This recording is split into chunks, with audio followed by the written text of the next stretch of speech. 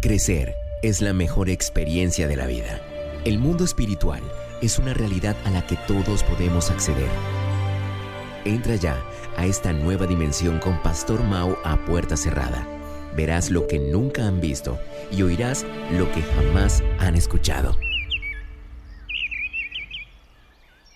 Hola, ¿qué tal? Yo soy el Pastor Mao y esto es nuestro devocional a puerta cerrada. Reciban un saludo bien especial en este extraordinario día, pidiéndole a Dios que por favor nos ubique en el lugar correcto, con la gente precisa, en el tiempo indicado y con la palabra oportuna, y que llene nuestro corazón de su paz y también de su dirección para que podamos hacer su buena, perfecta y agradable voluntad de manera práctica en el día de hoy. En nuestra serie extraordinaria Solo Tienes que Creer. Esta mañana me levanté pensando en que hacer preguntas es muy bueno, pero debemos aprender a hacerlas.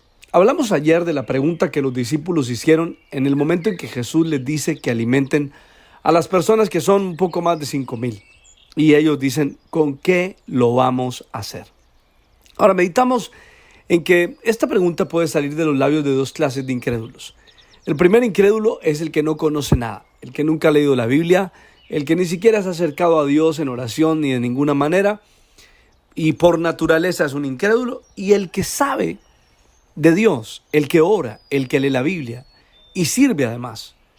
Ese es otro personaje en el cual yo quiero que pensemos hoy. Es que lo terrible de la incredulidad en este escenario no es que fueron incrédulos aquellos que nunca vieron a Jesús, que no lo vieron hacer milagros, que no vieron a Dios obrando a través de ellos, sino que el asunto es que estos hombres que están haciendo esta pregunta ya habían visto a Jesús hacer cosas.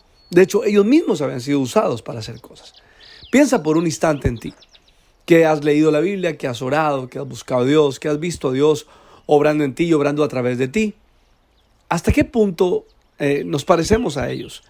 Y cada vez que preguntamos algo, la pregunta que sale del corazón es ¿con qué lo voy a hacer?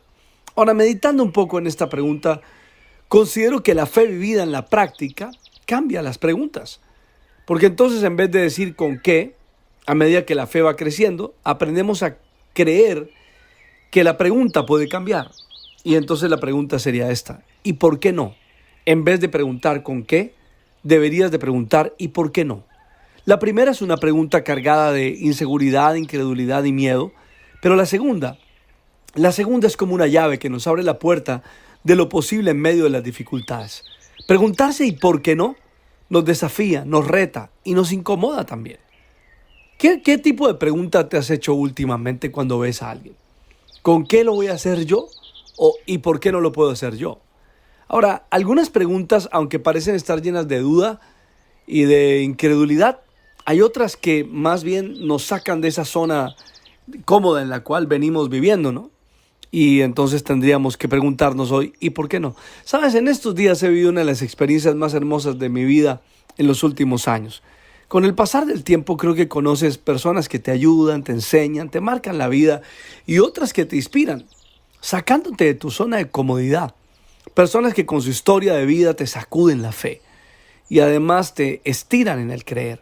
Solo ese tipo de personas que después de escucharlas, terminas preguntándote ¿y por qué no puedo hacerlo? ¿Ya? No solamente con qué lo voy a hacer, es que no solamente es escuchar la historia de otros donde Dios ha hecho cosas y han creído, y de repente comienzas a decir, ¿y por qué no puedo hacerlo? ¿Te ha pasado que cuando escuchas la historia de alguien tú dices, si ella pudo, yo creo que puedo? Y eso es lo que he escuchado a muchos decir en estos días. También he escuchado a otros decir, y uno quejándose por todas las cosas tontas de esta vida y pudiendo hacer más. De quien les hablo es de una persona que conocimos con mi esposa por un asunto de negocios y su vida nos ha impactado tanto que no hemos podido dejar de pensar y de hablar de ella. Ella se llama Sandra, es una chica de la ciudad de Medellín, Colombia. Y ella comienza su vida de manera normal, se vincula al mundo del modelaje, con un comienzo exitoso en la ciudad de Medellín, Colombia. Pero pasa el tiempo y a los 15 años, cuando tiene sus sueños a flor de piel, cuando está, comenzando a vivir la vida, sufre un accidente automovilístico y desafortunadamente pierde su vista. Queda en coma durante unos días, sin embargo, sale de allí. Pero al comienzo, nadie quería decirle que no podía ver. Con el pasar de los días, ella cuenta que no pudieron ocultárselo más y es cuando le cuentan y ella se derrumba por completo, como cualquier persona podría hacerlo. Pasan los días, queda sola y busca la manera de quitarse la vida porque, primero, ¿para qué seguir haciéndolo? Y segundo, había una voz en su corazón que se lo decía. Pero va al baño de sus padres, toma una cuchilla en su mano, está a punto de cortarse las venas porque esa voz hablaba más fuerte que le decía, mátate, no vale la pena vivir. Pero de repente, dice ella, que escuchó otra voz en su corazón distinta que le dijo, si yo te di la oportunidad de vivir, ¿por qué le vas a hacer más daño a los que de verdad sí te aman? Y ella entiende que es la voz de Dios y en ese momento se levanta, pensando que Dios la estaba buscando con un propósito y se siente atraída por Dios para orar y para buscarlo y dice que el Señor comienza a darle fuerzas para seguir adelante. Desde ese instante, Sandra dice que comenzó a creer que todo se podía de la mano de Dios. Quiere decir que el creer se activó en su corazón y aunque ahora no podía ver, eso no le impedía creer. Por favor, escribe eso, porque en Sandra encontramos esto en carne viva. Ahora no podía ver, pero no le impedía creer. Pienso que en ella se cumple literalmente la palabra que dice, más dichoso es aquel que no necesita ver para creer, porque está feliz y alegre, aunque no puede ver. Ahora, después de creer que Dios obró en ella, ella comenzó a creer que podía montar un negocio y salir adelante, solo creyendo sin poder ver. Decidió hacerlo. Así que podemos ver en ella manifestándose literalmente la palabra de este mes. Su vida está marcada por la oración. En cada detalle de su vida se apoya en lo que cree y no en lo que ve. Cuando yo escuché su testimonio, me estremeció de tal manera que cada palabra que hemos enseñado en estos días cobró más y más sentido, mucho más significado. Porque me hace pensar que los discípulos que estaban con Jesús usaron sus sentidos físicos para definir que no podían resolver un inconveniente. Pero Jesús les iba a enseñar cómo era el asunto. Por eso les enseñó a mirar al cielo más que a la tierra. Les enseñó a agradecer más que a quejarse y lamentarse. Les enseñó que con poco en la mano, pero con la fe necesaria, no hay nada imposible.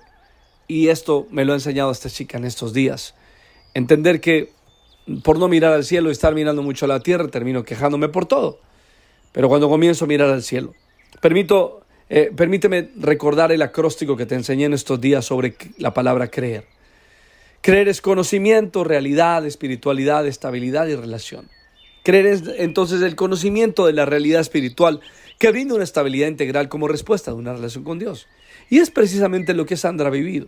Se dio cuenta que había no tenía una vista física, pero con otra vista, más allá de lo físico, podía lograr una estabilidad en todas las áreas de su vida.